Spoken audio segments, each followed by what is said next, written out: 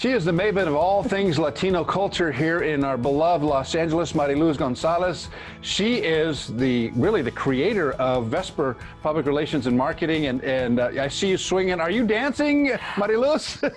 You know what? Nice to have you with us. This pandemic has me looking for the light, you know, and, you know, I'm swinging this computer to see what I'm still trying to get the gist of all the Zoom and the virtual, but thank God for this, you know? Well, yeah, this is the only way we're able to connect and stay together and still be able to do what we're doing, you know? And it's great to have you with us to talk about. Thank you. You know, I know that you're heavily involved with music and Fonovisa. I used to be the voice of Fonovisa and English.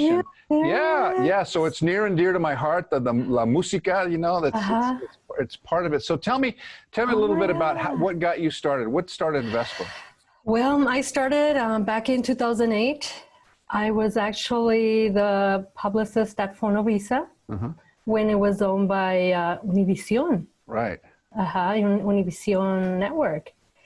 And then in 2008, you know, things happened in the world, economy, and we were bought out by Universal Music Latino.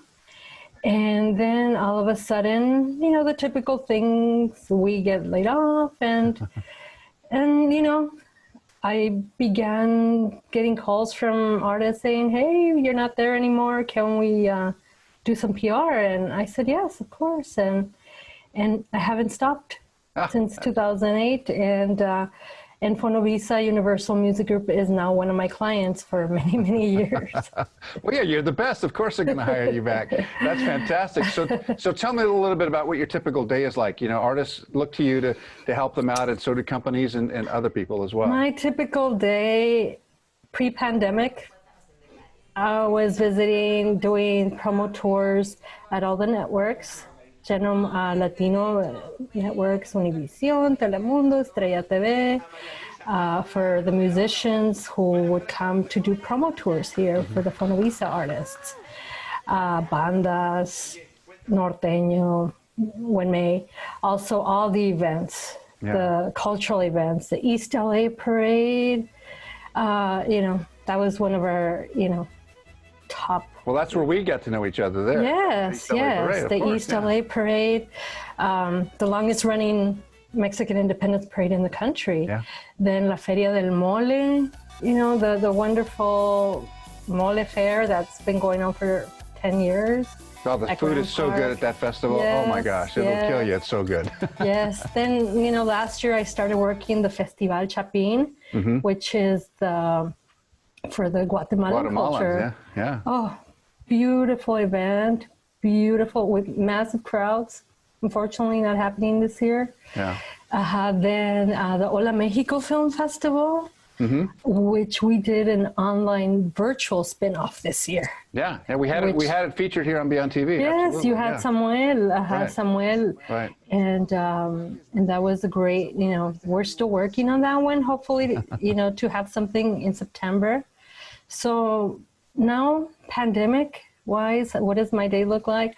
A lot of coordinating virtual interviews with the talents, with the music talents who are very, you know, musicians are very creative. So pandemic or not, they're creating music. Yeah, you've got to do that. So let me tell you, do you think that, I mean, with all the talk about, you know, race relations in the country, how do you see Latinos being affected, and how do you see us as Latinos growing in our space? Because it seems to me that we've kind of let ourselves be empowered, that we're working hard through all of this and saying, look, we're going to be doing what we're going to be doing, and no one's going to stop. You know what? Yes, of course, because, you know, we're strong people inherently. We've suffered through a lot, you know. Our parents came here to find a better lives for us. We struggled. Latinos, Mexicanos, everybody, our cultures are used to working through big issues, big problems, and working through unidos with our families, with our friends. And this is just another hurdle that we're working through. We're finding creative ways of working things. We're making ends meet, regardless. Our people are working out there, are suffering, in some ways, the consequences of being essential workers. And but we're plowing through. Yeah, can be really tough. But we're we're lucky. We get to play in an industry that makes people smile, and I appreciate that about what I do, and I'm sure that you do too. Yes, absolutely. Because regardless, la música sigue, the music continues. We need it. I think we need it more than ever now, because although some of us are terrified, are scared, we gotta vent it out, and the only way is music. You can dance in your house, your backyard, in your garage, everywhere. I know, I see it on social media. Everyone dancing, everyone singing, enjoying themselves, trying to make the best of it. Mariluz, I appreciate you so much and everything that you do, and continued success to you and all the great events that you're involved with, and hopefully next year we can share some mole together. Oh yes, and you know what? And I want to invite you guys to come out when possible again. They're doing takeout right now. Is Sushi Loco.